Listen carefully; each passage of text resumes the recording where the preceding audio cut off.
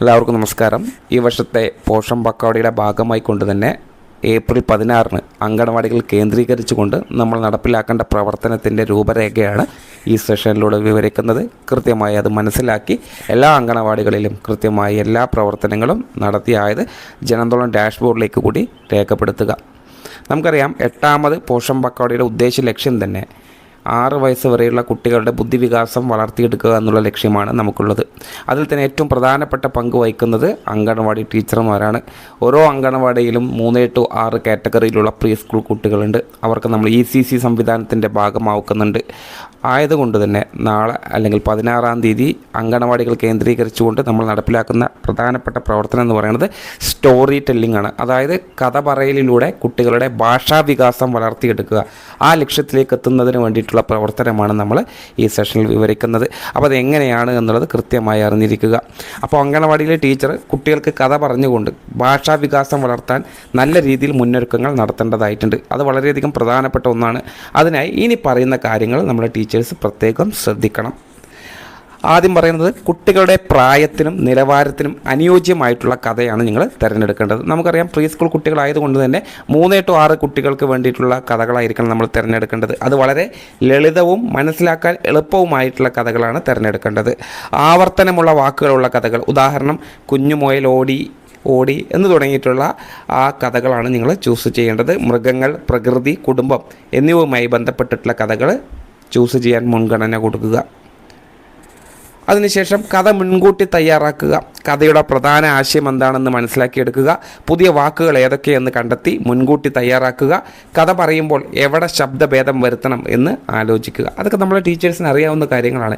ഇതെല്ലാം നിങ്ങളിലേക്ക് എത്തിക്കുന്നത് കൃത്യമായി ഒന്നുകൂടെ ഈ ഭാഗങ്ങളൊക്കെ ഓർമ്മിക്കാൻ വേണ്ടിയിട്ട് മാത്രമാണ്. സാധാരണ നിങ്ങൾ ECCയുടെ ഭാഗമായിട്ട് പ്രീ സ്കൂൾ കുട്ടികൾക്ക് നടത്തുന്ന അല്ലെങ്കിൽ ചെയ്തു വരുന്ന പ്രവർത്തനങ്ങളാണ് ഇതൊക്കെ എന്നറിയാം. പോഷൻ പക്കവാടിയുടെ ഭാഗമായി നിങ്ങളിലേക്ക് ഒന്നുകൂടി ഉണർത്തുന്നു എന്ന് മാത്രമേ ഉള്ളൂ. അടുത്തതായി നമ്മൾ ശ്രദ്ധിക്കേണ്ടത് ദൃശ്യ സഹായങ്ങൾ ഒരുക്കുക എന്നുള്ളതാണ്. നമ്മൾ കഥ പറയുമ്പോൾ പിക്ചർ കാർഡുകളുണ്ട്, അത് നമുക്ക് കുട്ടികൾക്ക് കാണിക്കാം. പപ്പറ്റ്സ് കാണിക്കാം. ചാർട്ടുകൾ അല്ലെങ്കിൽ ഫ്ലാഷ് കാർഡുകൾ, ഇത് കുട്ടികളെ ശ്രദ്ധ പിടിച്ചു പറ്റാൻ സഹായിക്കുമെന്നുള്ളതാണ്. അതുപോലെ തന്നെ കഥ പറയാനുള്ള അന്തരീക്ഷം നമ്മൾ സൃഷ്ടിച്ചെടുക്കണം. ശാന്തവും സൗഹൃദപരമായിട്ടുള്ള ക്ലാസ് മുറിയായിരിക്കണം. കുട്ടികളെ വൃത്തമായി ഇരുത്തുക, അതായത് വട്ടത്തിലിരുത്തി ടീച്ചർ കഥ പറയുന്നതായിരിക്കണം കൂടുതൽ ഉചിതം. കഥയ്ക്ക് മുൻപ് ചെറിയ പാട്ടോ ചോദ്യമോ കൊണ്ട് ശ്രദ്ധ കേന്ദ്രീകരിക്കുക.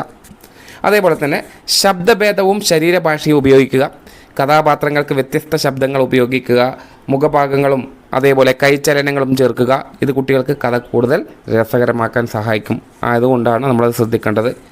കുട്ടികളെ പങ്കെടുപ്പിക്കുക, അതായത് അടുത്തത് എന്താകും എന്ന പോലെ ചോദ്യങ്ങൾ ചോദിക്കുക. ഒരു ആകാംക്ഷാഭരിതമായിട്ടുള്ള ഓരോ വാക്കുകൾ അവിടെ നമ്മൾ ഉച്ചരിക്കുക എന്നുള്ളതാണ്. അതുപോലെ കുട്ടികളോട് ചില വാക്കുകൾ ആവർത്തിച്ചുകൊണ്ടേയിരിക്കുക. കഥയിലെ ശബ്ദങ്ങൾ മ്യാവ്, ബൗ കുട്ടികളോട് പറയാൻ പ്രേരിപ്പിക്കുക. അപ്പോൾ ഇതൊക്കെ അനുകരിക്കുന്ന സമയം കുട്ടികൾ നമ്മൾ ആ കഥയിലേക്ക് ലയിച്ചു വരുന്ന സാഹചര്യമാണ് ഉണ്ടാവുക. അതുപോലെ തന്നെ പുതിയ വാക്കുകൾ പഠിപ്പിക്കുക. ഓരോ കഥകൾ പറയുമ്പോഴും പുതിയ പുതിയ വാക്കുകൾ കുട്ടികളെ പഠിപ്പിച്ചെടുക്കുക. ലളിതമായ രീതിയിൽ വാക്കുകൾ വിശദീകരിക്കുക. ചിത്രങ്ങളുമായി ബന്ധപ്പെടുത്തിക്കൊണ്ടുള്ള പഠനം നടത്തുക. കുട്ടികളെ ആ വാക്കുകൾ ഉപയോഗിച്ച് സംസാരിക്കാൻ പ്രേരിപ്പിക്കുക.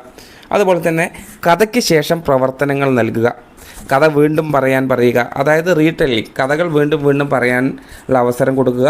ചിത്രരചന, കഥയുമായി ബന്ധപ്പെടുത്തിക്കൊണ്ടുള്ള ഡ്രോയിങ് നമുക്ക് ആ സമയം നടത്താം. കഥ പറഞ്ഞതിന് ശേഷം അതുമായി ബന്ധപ്പെട്ടിട്ടുള്ള പ്രവർത്തനങ്ങൾ നൽകി കഴിഞ്ഞാൽ ആ കഥ ഒരിക്കലും ആ കുട്ടികൾ മറക്കില്ല. അതായത് കഥ വീണ്ടും പറയാൻ പറയുക. അതേപോലെ തന്നെ കഥയുമായി ബന്ധപ്പെടുത്തിയിട്ടുള്ള കഥാപാത്രങ്ങളുടെ ചിത്രരചന ആ കുട്ടികളെ കൊണ്ട് നമുക്ക് ചെയ്യിപ്പിക്കാം. അതേപോലെ തന്നെ റോൾ പ്ലേ, ആ കഥയിലെ കഥാപാത്രങ്ങളെ വെച്ച് കുട്ടികളുമായിട്ട് റോൾ പ്ലേ സംഘടിപ്പിക്കാം. അതൊക്കെ ഈ കഥ ഓർമ്മിക്കാനുള്ള ഒരു ഭാഗമായിട്ട് മാറുന്നതാണ്. അതേപോലെ തന്നെ റിപ്പീറ്റേഷൻ ഉറപ്പാക്കുക, അതായത് ആവർത്തിച്ചു കൊണ്ടേയിരിക്കുക. ഒരേ കഥ ചില ദിവസങ്ങൾ ആവർത്തിച്ച് പറയുക.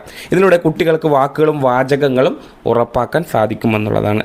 അതേപോലെ തന്നെ വ്യക്തിഗത ശ്രദ്ധ നൽകുക. മിണ്ടാതിരിക്കുന്ന കുട്ടികളെയും സംസാരിക്കാൻ പ്രോത്സാഹിപ്പിക്കണം. നമ്മൾ എപ്പോഴും കുട്ടികളോട് സംസാരിക്കുന്ന സമയം ഏറ്റവും ആക്റ്റീവായിട്ടുള്ള കുട്ടി ഇങ്ങനെ കൈ ഉയർത്തിയിട്ടോ അല്ലെങ്കിൽ ഇതിൻ്റെ ഭാഗമായി ആവേശം കൊള്ളുന്ന സമയം പുറകിലോട്ട് മാറുന്ന ഒരുപാട് ഇൻട്രോവേർട്ടായിട്ടുള്ള കുട്ടികളുണ്ടാവും. ആ കുട്ടികളെ നമ്മൾ മുൻനിരയിലേക്ക് കൊണ്ടുവരാൻ പ്രത്യേകം നമ്മൾ ടീച്ചേഴ്സ് ശ്രദ്ധിക്കണം. ഓരോ കുട്ടിയുടെയും ഭാഷാപരമായ പുരോഗതി നമ്മൾ നിരീക്ഷിക്കണം എന്നുള്ളതാണ്. ചുരുക്കം പറയുകയാണെങ്കിൽ കഥ പറയലൊരു വിനോദം മാത്രമല്ല, അത് കുട്ടികളുടെ കേൾവി, സംസാരശേഷി, വാക്കുസമ്പത്ത്, ആത്മവിശ്വാസം എന്നിവ വളർത്താൻ ശക്തമായിട്ടുള്ള ഒരു മാർഗം കൂടിയാണ്. അപ്പോൾ നിസ്സാരം ഒരു കഥ പറയലല്ല നാളെ നമ്മൾ അംഗനവാടിയിൽ നടത്തേണ്ടത്. മറിച്ച് കഥ പറയുന്ന സമയം കുട്ടികളുടെ ഇൻട്രാക്ഷൻ, അവരുടെ ഇടപെടലുകൾ കൂടുതൽ ഉറപ്പാക്കുന്നതിന് വേണ്ടി നമ്മൾ പ്രത്യേകം ശ്രദ്ധിക്കുക. നേരത്തെ ഞാൻ ഈ മുൻനിരയിൽ പറഞ്ഞ കാര്യങ്ങളൊക്കെ ഓർമ്മിച്ചു കൊണ്ടുള്ള പ്രവർത്തനങ്ങളാണ് നമ്മൾ നാളെ നടത്തേണ്ടത്. അതിൻ്റെ ഉദ്ദേശ ലക്ഷ്യമായി വരുന്നത് കുട്ടികളുടെ ഭാഷാ വികാസം വളർത്തിയെടുക്കാൻ ഉപകരിക്കുന്ന രീതിയിലേക്കുള്ള പ്രവർത്തനമാണ് നമ്മൾ നടത്തേണ്ടത്.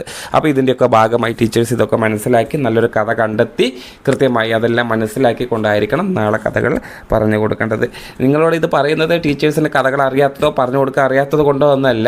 പോഷൻ പക്കോടയുടെ ഭാഗമായിട്ട് ഇന്ന പ്രവർത്തനങ്ങളാണ് നമ്മൾ നടത്തേണ്ടത്, അതിൻ്റെ ഭാഗമായിട്ട് ഇന്നതൊക്കെ ശ്രദ്ധിക്കണം, ഇന്ന കഥ ചൂസ് ചെയ്യണം എന്നുള്ളത് മാത്രമേ നമ്മൾ നിങ്ങളോട് ഓർമ്മപ്പെടുത്തുന്നുള്ളൂ. ഈ പ്രവർത്തനങ്ങളൊക്കെ ചെയ്ത് കഴിഞ്ഞാൽ ഇതിൻ്റെ ഫോട്ടോസ് ഹെൽപ്പറോട് പറഞ്ഞ് ടീച്ചർ വട്ടത്തിൽ കുട്ടികളെ ഇരുത്തി ഫോട്ടോ എടുത്ത് അതെന്ത് ചെയ്യണം, ജനാന്തോളം ഡാഷ്ബോർഡിലേക്ക് കൂടി ടീച്ചർ രേഖപ്പെടുത്തണം. അപ്പോൾ അതിനൊരു തീമും ആക്ടിവിറ്റിയും ഉണ്ട്. അതെന്താണ് എന്നുള്ളത് നമ്മൾ ഉടനെ തന്നെ ഈ സെഷനിലൂടെ ഉൾപ്പെടുത്തുന്നുണ്ട്. അത് മനസ്സിലാക്കി തെറ്റുകൂടാതെ അതേ ആക്ടിവിറ്റിയും തീമും പങ്കെടുത്ത കുട്ടികളുടെ ആൺകുട്ടി പെൺകുട്ടി എത്ര എന്നുള്ള എണ്ണങ്ങളൊക്കെ കൃത്യമായി അറിഞ്ഞ് ഫോട്ടോസ് അപ്ലോഡ് ചെയ്ത് നിങ്ങൾ ഓർമ്മയോടുകൂടെ ജനാന്തോളം ഡാഷ്ബോർഡ് കൂടി സബ്മിറ്റ് ചെയ്തു എന്നുള്ളത് കൂടെ ഉറപ്പാക്കുക. താങ്ക്